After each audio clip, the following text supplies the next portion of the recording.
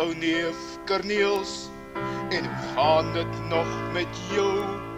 Verskoon dat ek oor geld moet praat, maar ek vra maar liewer nou.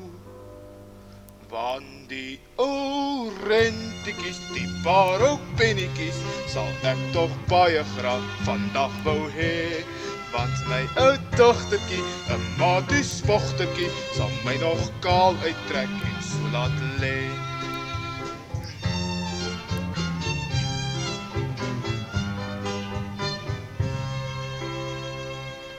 Goeienaand, my liewe Leni, is daar koffie in die huis? Ekskuus, ek praat eers besigheid, maar daar's niks meer in my kluis.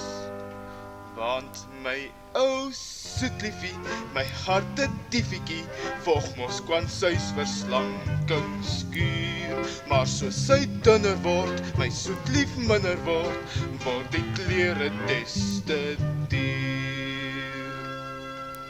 Goeienaand, oom Stoffel Gillian, dit is gaaf om oom te sien. Selfs al moes my pa se skulkies die besoek vir ons verdien. Of jy nou skuldenaar is of die vorderaar, lyk my skuld is altyd ewe swaar. Ja, of jy skuldenaar is of die vorderaar, bly skuld maar altyd ewenaar.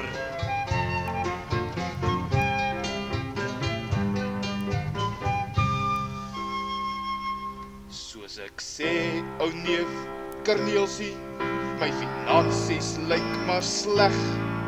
Ek sal bly wees as ons kiets kon raak, kom ons maak die saakie reg.